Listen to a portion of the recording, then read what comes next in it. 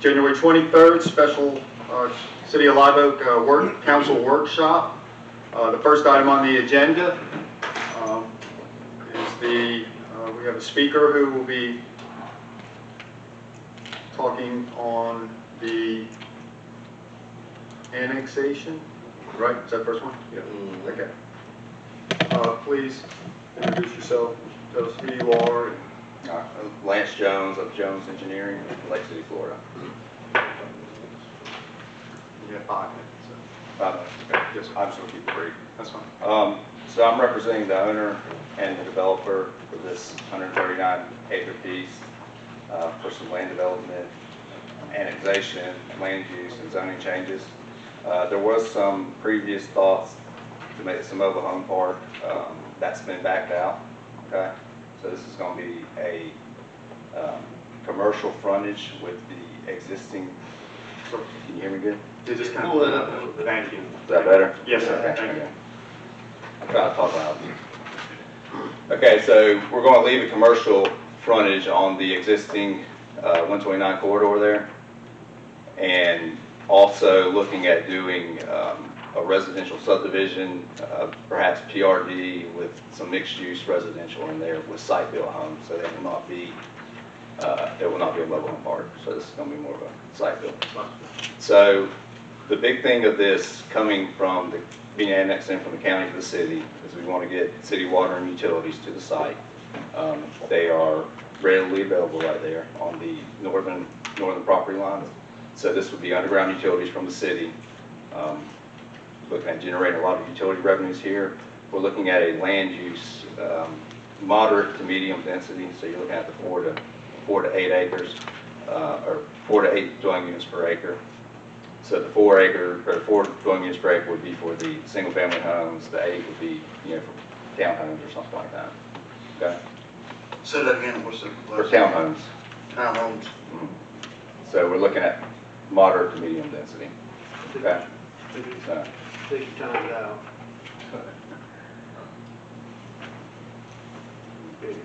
So this is the existing county, pulled off of their land use and zoning maps. And this is what we're looking at doing, shortening up the commercial frontage. It didn't need to be that deep, so we're just shortening up the frontage and then making the back piece residential. So I have provided a packet looking at concurrency impacts for water, sewer, roadway. I don't want to go through that high level of detail, getting down to the details of that, but if you have any questions, I can respond to that. But we did provide concurrency impact for approximately 460 homes in there, 460 dwelling units. Okay. 460 homes? Mm-hmm. 460. 460. And that's looking at, there's a flood zone area to the north of the property. So there's some drainage that comes into the property on the north, about 18 acres there. So we're looking at about 105 developable acres here. Looking at that moderate density puts you at that 457 homes, the 4.53 per acre. Okay.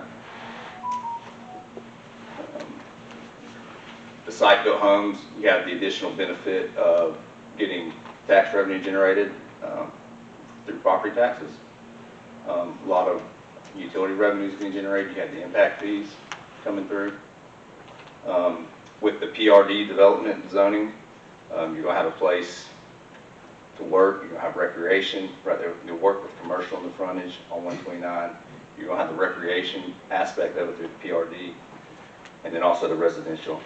So work, play, live in that area. So that's just going to be my high-level overview here. I want to hear from the community, see what what their opinions are. Here to answer any questions from you guys. So. Of course. Traffic. Okay. As long as Janet, we're going to let them. Oh, okay. I'd like to make one comment about that.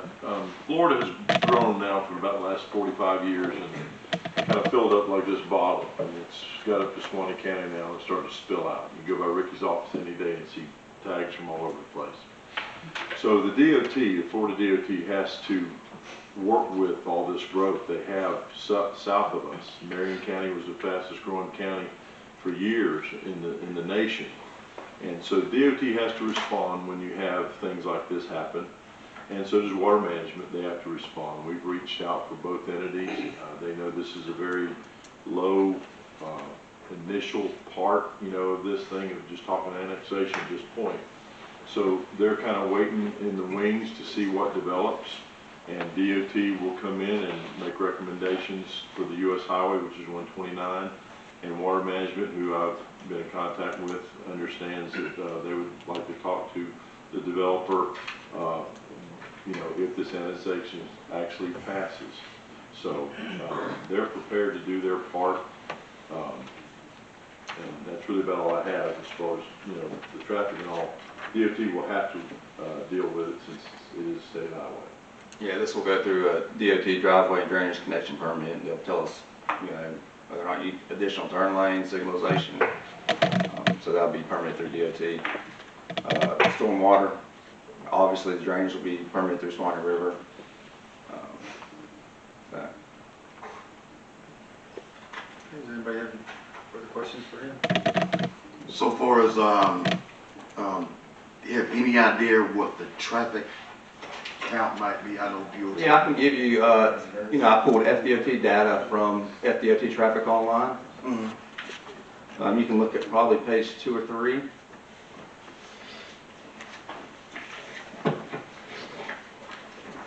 Okay, so page 3 here. So the existing maximum service volume for that roadway is 17,600 vehicles per day. That's your AADT traffic counts. 17 what? 17,600. So the existing traffic on that roadway is 6,600. Running our concurrency impact through IP trip generation, we're looking at 4,351 trips per day. So with our development, we're looking at about 62% utilization of the roadway design. That's all based on level service D, which is what the roadway design. That's in your comprehensive plan analysis, or your comp plan. Okay, I would like to see, is there anybody out there so we can, That's what I'm trying to figure out, what's the Yeah, procedure here? Are we asking questions of him now? Let or are we them. waiting? Yeah, for us, we're just asking questions for him, and then we're gonna open it up to public comment. So I think that my, a question that I would have, or a concern, quite frankly, would be not necessarily the number of cars, it's just destination and flow. Because they're all going to the same exact place right now. And that's one of the problems. I mean, I look at pros and cons of everything, especially in a workshop. So hopefully we can have a really good, open, debatable discussion. Yeah, we are looking at multiple ingress-egress access points, some off Bass Road and one off of, really the residential part off of Bass Road, the commercial off of Highway 129.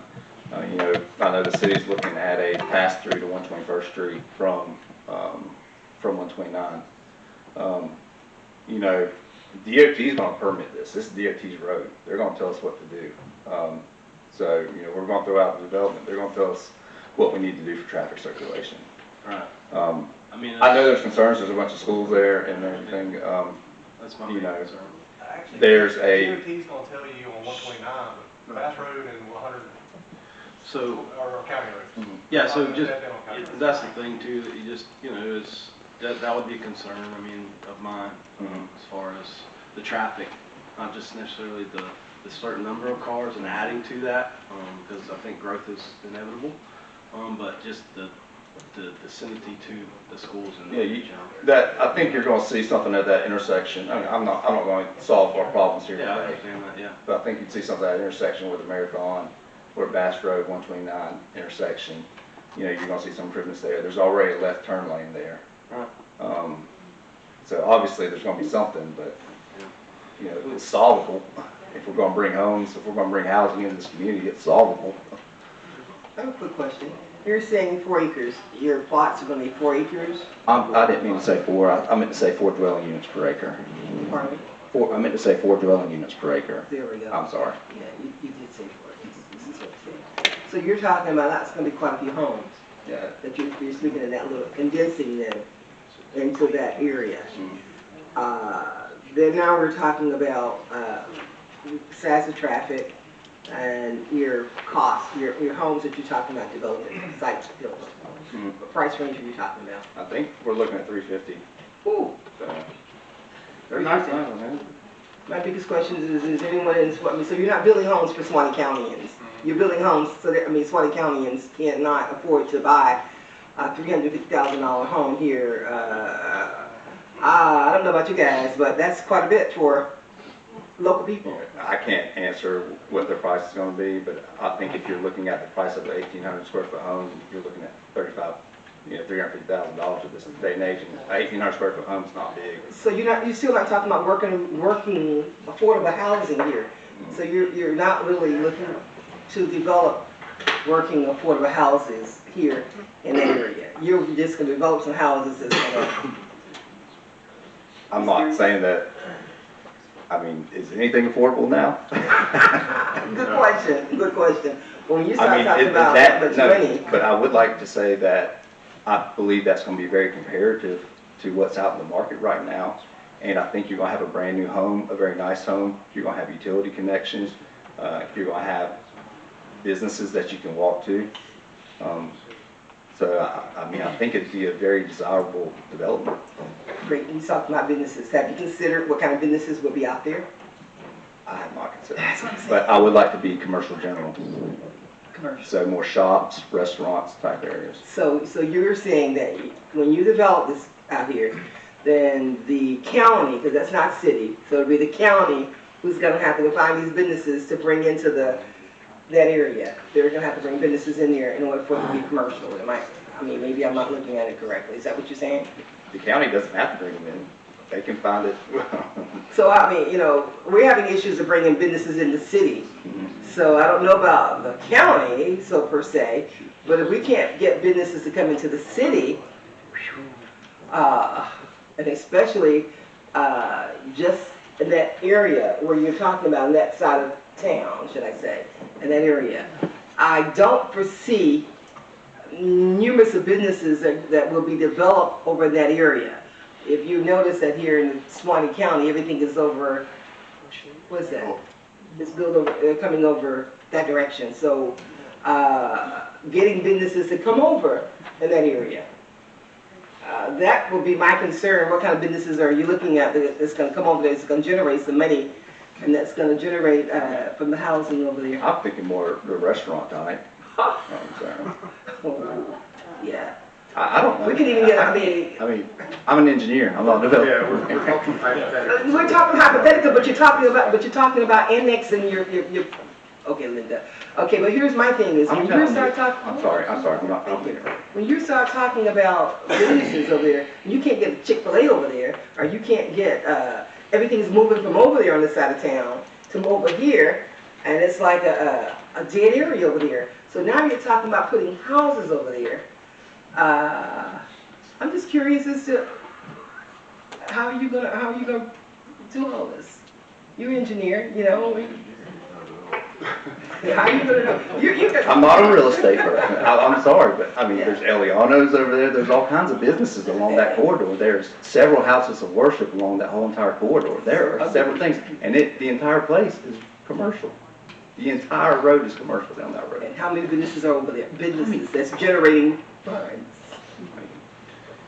You tell me. Yeah. I'm sorry, I'm not trying to be rude to you. No. You're doing your homework, because I wouldn't want to put houses someplace that now these people are stuck over here in housing. But do you want nothing to be there? Hey, did I say that? I didn't say I didn't want nothing over there, but what I'm saying is, you're proposing. I think we're just looking at development, basically. And that's what I'm looking at. I'm thinking about the development. And this is what I'm talking about, the developing, that you're developing an area over there. But maybe county knows some secrets that we don't know. But when we start looking at things over in that particular area, it was nothing we could get over there. There's a lot of school, there's the educational aspect of it right there. There's a lot of commercial zoning coming from 11th Street all the way down to our property. You've got shopping centers there. I can't answer what's going on. Shopping centers. I could see retail stores in there, you know.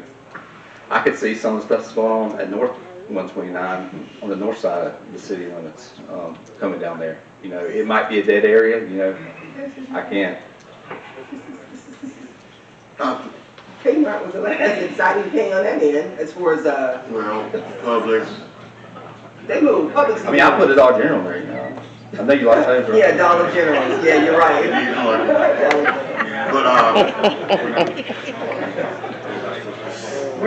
We are talking about developing, when we start talking about what's going on in that area, when we start talking about annexing our funds with it, because it takes money to annex, you know, funds. So when we put funds, when we start talking about putting this down there, I'm quite sure you're gonna wanna know how you're gonna generate your funds back, how we're gonna get it back. So if you don't have businesses down there, like he said, we're gonna have some businesses down there, and I'm waiting, to say, Lord, just let me live long enough to see them.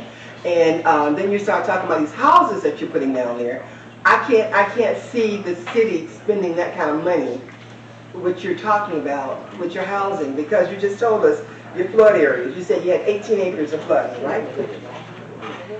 Right? Can I ask a question? May I ask? He's an engineer. I know, thank you for telling me he's an engineer.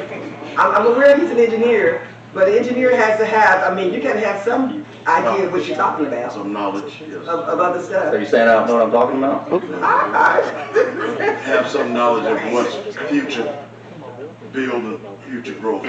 I think Sure, when we go. start talking about developing and stuff, and all he's doing as an engineer, he's just kind of saying, this is what we're putting forth. And it has changed, because it's not mobile homes now, you know what I mean? So, but that's development that's in the city, to where we bring businesses, and we bring homes in, and those are taxable properties. And that's what we want to do. I mean, what's Question.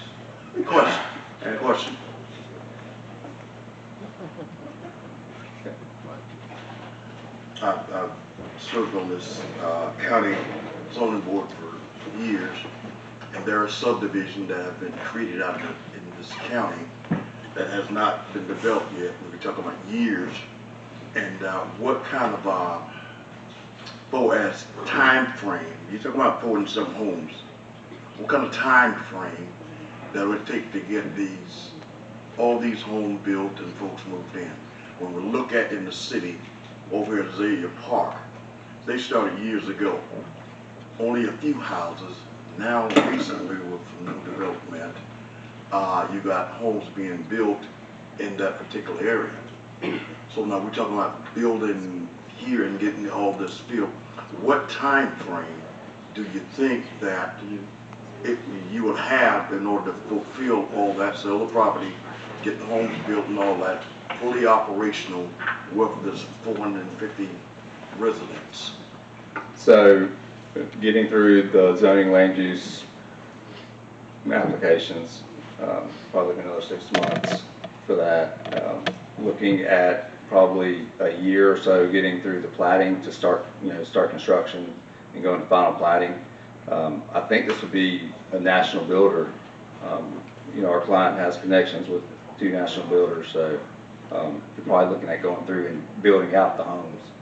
So you think these homes will be built and occupied, complete occupation within 10 years, less? That every home will be out there, be sold? Or will that be a piece of property being almost developed, but all these homes are never sold? I will say 100 a year. So we're looking at 100 5 a year. years, 5 years.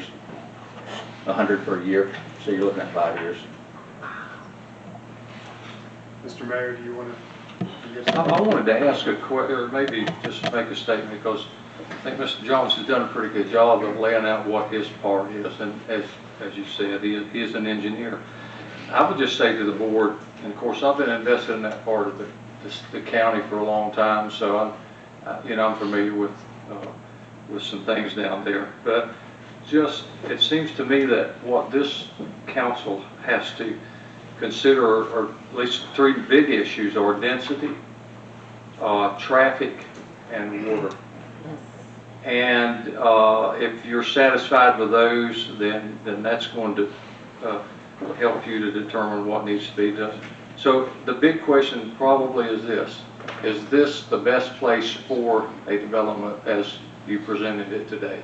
May be, may not be. So to me, if you just crystallize this whole argument or